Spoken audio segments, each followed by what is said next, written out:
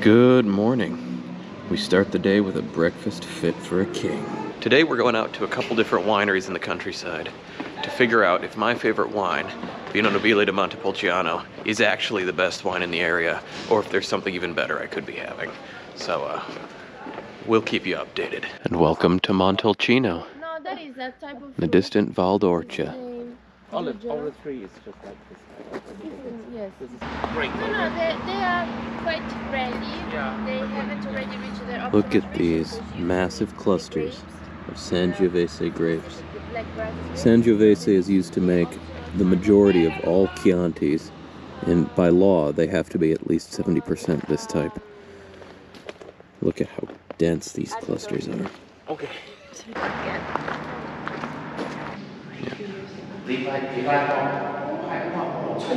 Here's the Brunello wine cellar.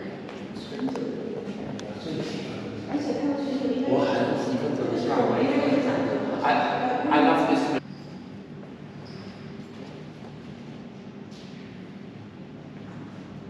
They can reuse the barrels for about 30 years before they start to lose enough flavor that they need to be finally recycled into something else.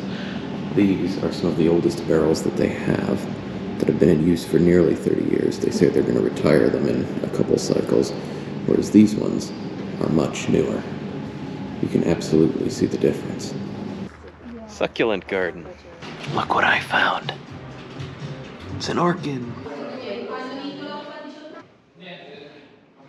So Brunello is a very specific type of wine. It's the 100% Sangiovese varietal that comes specifically from Montalcino. They have to age it 2.5 years in barrels. They have to age it some amount of time in a bottle. It's got very specific requirements. But in the end, it creates a rather unique product. So that's what we're going to be sampling several types of today. So we got to try several different kinds of wine. There was a Rosato, which is basically created by Sangiovese without the peels on it. It's very, it's sort of the cheapest version. It's like a rosé. We got to try the Rosso, which is like a baby sort of Brunello. Then we got to try both the standard Brunello and the Brunello Reserva. The difference between the Brunello and the Brunello Reserve, the Reserve is closer to her. Very similar, but I'm hopeful, very good. And finally, a Super Tuscan, which is sort of mostly Cabernet and some amount of Sangiovese, but there's really no rules around what they can do with it. But yeah, they were generally very tart, very floral, and as you got to the higher tiers of them, they ended up being very flavorful, very complex. What did you think? I think my favorite, unfortunately, was also the Reserva. Next stop was Pienza, which it turns out is the city of pecorino cheese.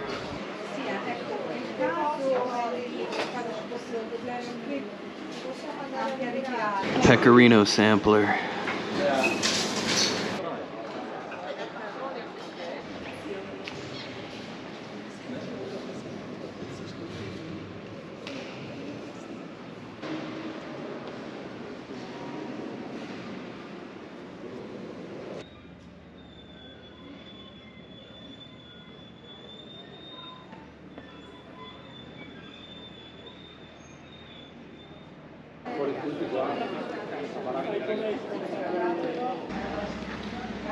La Dolce Vita.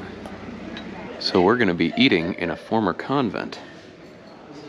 It might be hard to see on camera, but apparently that little road right there leading to that little house is actually the road and the house used in the homecoming scene from Gladiator. Yeah, I get why that guy wanted to come back here so badly. Cheers. Cheers. Cheers. Cheers. Bon appetit. Appetit. They've even got gelato with pecorino in it.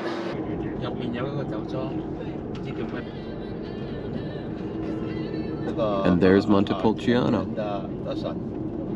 Here's the Church of St. Agnes, where her mortal remains are kept.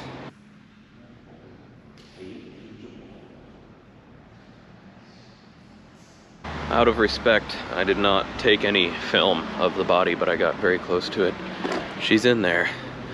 You can tell they've got a mask on her, probably also out of respect, but Yeah, she's rather well preserved. It's something else, and she's so small. She's like the size of a small child. It's sad, but you know, hope she provides comfort to those who come here on pilgrimage. Otherwise, you can't see it very well because it's very small. But right there, along the edge of the horizon, is the shore of Lake Trasimeno. During the Second Punic War in the 200s, around 214, I forget the exact year, BC, the Carthaginian general Hannibal inflicted a crushing defeat on the Roman army over there, right along the North Shore, which I think is the one you can't quite see behind the church. But yeah, this is a place with a lot of historical relevance.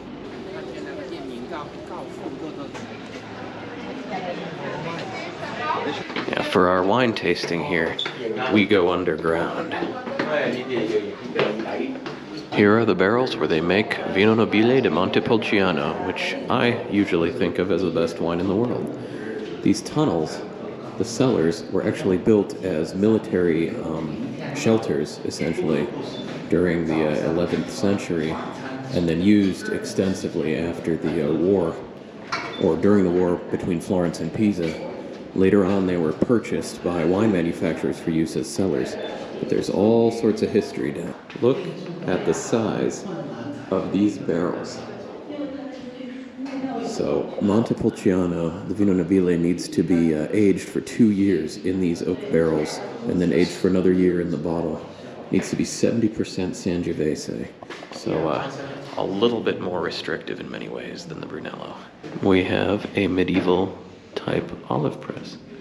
Apparently in this room, a donkey would go around, spin this thing, the wheels would turn, and crush the olives. So this is where they keep their Vinsanto, which is a dessert wine that is made from dried grapes, so basically raisins. So it's very sweet, and then aged in chestnut barrels for between 8 and 10 years. This is gonna taste great. A few of them. 以前用来储酒，现在用来 Okay. 做灯。 So, do you like the place? So, we tried a lot of different kinds of wine, including a wonderful Vinsanto, several like older 2017 era Montepulcianos. Turns out it has to be about 5 years since the vintage to be any good. But oh my god, I made a bad financial decision today. Unrealistic male body standards. This is an Etruscan cellar. You can see the bare rock. That's incredible. And here is the Etruscan treasure. Yes, take care here. There's some glasses and Or what modern give me money, I'll give you a fortune sign. Yeah.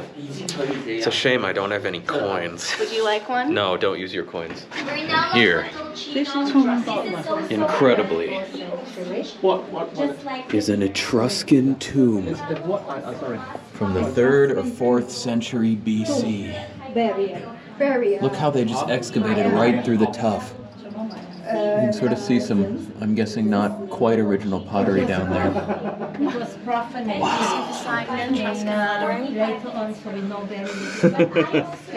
Very, very Etruscan lettering. Look at this.